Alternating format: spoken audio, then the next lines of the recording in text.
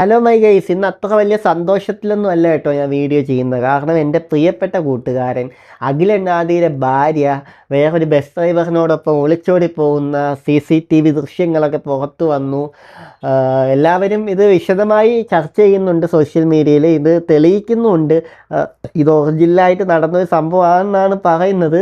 അപ്പോൾ അഖിലണ്ണാദിയുടെ ഭാഗത്തുനിന്ന് ഇതുവരെ ഒരു രീതിയിലുള്ള വീഡിയോയോ അല്ലെങ്കിൽ വല്ല പ്രതികരണമൊന്നും കണ്ടിട്ടില്ല. അപ്പോൾ എന്ത് തന്നെയായാലും ഇതൊന്ന് സത്യമായിരിക്കട്ടെ എന്ന് ഇപ്പോഴും പറയുന്നു. കാരണം പുള്ളി എന്ന് വെച്ചാൽ പഞ്ചപാവോടാ. ഒന്ന് ചിന്തിച്ച് നോക്കിയേ, പുള്ളിക്ക് സെലിബ്രിറ്റിയാണ്, വലിയ ഫോളോവേഴ്സ് ഉണ്ട്, വലിയ റീച്ചുണ്ട്, എല്ലാം ഉണ്ട്. എന്നിട്ടും പുള്ളിക്ക് ഒരു മെസ്സേജ് അയച്ചാൽ ആ സെക്കൻഡ് നമുക്ക് റിപ്ലൈ തരുവാടാ. നമ്മളെ ബർത്ത്ഡേക്ക് അറിഞ്ഞ് പുള്ളി ഇങ്ങോട്ട് വിഷ് ചെയ്യുവാടാ. അത്രയ്ക്ക് സ്നേഹമുള്ള ഒരു പാവം പഞ്ചപാവം മനുഷ്യനാണ്. ഞാൻ ഒന്നോ രണ്ടോ വട്ടം കണ്ടിട്ടുള്ളൂ. എനിക്ക് പുള്ളിയുടെ കല്യാണത്തിന് പോകാൻ പറ്റിയിട്ടില്ല. എനിക്ക് വേറൊരു കല്യാണമായിപ്പോയി, ഷിയാസ് കരീമിക്കാരെ കല്യാണം വന്നായിരുന്നു. ഞാൻ അവിടെ ആയിപ്പോയി. അതുകൊണ്ട് എനിക്ക് പോകാൻ പറ്റിയില്ലടാ. ആ ഒരു പാവം മനുഷ്യനെയൊക്കെ എങ്ങനെയാണ് ഗൈസ് ഇങ്ങനെയൊക്കെ ചെയ്യാൻ തോന്നുന്നത്? ഇതൊക്കെ ഭയങ്കരധികം സങ്കടം തോന്നുന്നൊരു കാര്യമാണ്. ഇങ്ങനെ ചെയ്യല്ലടാ.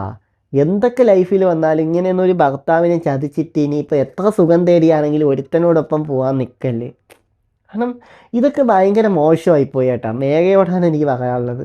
മേഘ ഇത് കാണുമോ ഇല്ലെന്നൊന്നും എനിക്കറിയില്ല. ചിലപ്പോൾ സെർച്ച് ചെയ്ത് കാണും, എനിക്കെതിരെ എന്തൊക്കെ വീഡിയോ ഇടുന്നു എന്നൊക്കെ ചിലപ്പോൾ സെർച്ച് ചെയ്ത് കണ്ടേക്കാം. അപ്പം മേഘയോട് എനിക്ക് പറയാനുള്ളത്, പാവ മനുഷ്യനെ ചതിക്കണ്ടായിരുന്നു. കാരണം അത്ര സ്നേഹമുള്ളൊരു മനുഷ്യൻ, ഇത്ര വലിയ ഫെയിം, ഇത്ര വലിയ സെലിബ്രിറ്റി സ്റ്റാറ്റസ്, എല്ലാ ലൈഫിൽ എൻജോയ്മെൻറ്റ്, ഫോർച്യൂണർ, ലൈഫെല്ലാം അടിപൊളിയായി മുന്നോട്ട് പോകുന്ന അയാളെ ചതിച്ചിട്ട് ഇനിയിപ്പോൾ ബസ്സിൽ കുറേ യാത്ര ചെയ്യാമല്ലോ. അതാണ് കഴപ്പെന്ന് പറഞ്ഞാൽ. ഇതൊക്കെയാണ് കേസ്. കഴപ്പ് പൂക്കുമ്പോൾ ഇങ്ങനെ പലരും കാണിക്കും, പലതും. അതുകൊണ്ട് ഈ ദൃശ്യങ്ങളിൽ കാണുന്നതാണ് ഈ ഒരു വ്യക്തി. എന്തായാലും നോക്കാം. മോഹിപ്പിക്കും പെണ്ണാണ് മണിവാനത്താരം പെണ്ണിൻ മെയ്യിൽ മിന്നാണ്. For our wedding anniversary, I need a car as a surprise gift. Okay. You have a surprise, baby. Oh my God, what's hello guys, welcome back. Akhil NRD പച്ചയ്ക്ക് പറഞ്ഞു കഴിഞ്ഞാൽ അഖിൽ NRDയുടെ വൈഫ് കാണിച്ച ഈ ഒരു പോക്കിർത്തരം തന്തയില്ലായ്മ. പച്ചയ്ക്ക് പറഞ്ഞാൽ തന്തയില്ലായ്മ. അതിൽ കൂടുതൽ അതിനെ വിശേഷിപ്പിക്കാൻ കഴിയില്ല. എന്തുകൊണ്ടെന്ന് വെച്ച് കഴിഞ്ഞാൽ ചില ആളുകൾ ചോദിക്കും ഒളിച്ചോടി പോകുന്ന തെറ്റാണോ എന്ന്. ഒളിച്ചോടി പോകുന്നതൊക്കെ ഓരോരുത്തരുടെ സ്വാതന്ത്ര്യമാണ്.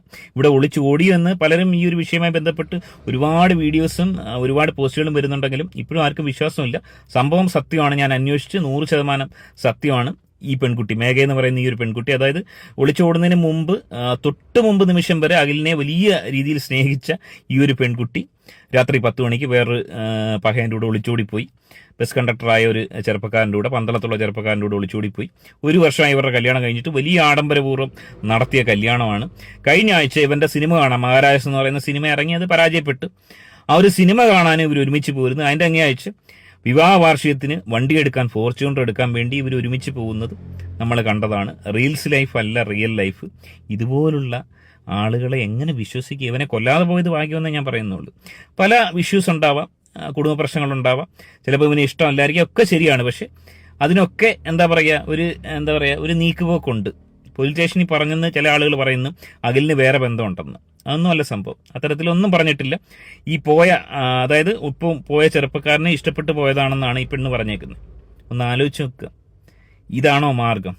ഈ ചെറുക്കനെ ഈ രീതിയിൽ അവമാനപ്പെടുത്തി പോയ ഈ പെങ്കൊച്ചിനെ എങ്ങനെ വിശ്വസിക്കും ഈ വിളിച്ചുകൊണ്ട് പോയവൻ?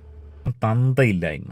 പച്ചയ്ക്ക് പറഞ്ഞാൽ തന്തയില്ലായ്മ. അതിൽ കൂടുതൽ അതിനെ വിശേഷിപ്പിക്കാൻ കഴിയില്ല. കണ്ടല്ലോ വയസ്സ്, ഇതൊക്കെയാണ് സത്യമായ വാർത്തകൾ ഓരോരുത്തർ പുറത്തു വിടുന്നത്. അപ്പോൾ ഇതൊക്കെയാണ് നമുക്ക് കാണാനുള്ളത്. ഇനി നമുക്ക് CCTV ദൃശ്യം ഒന്നുകൂടെ പെൺകുട്ടി ബ്രോയുടെ ലൈഫിൽ വരും, ഉറപ്പാണ്.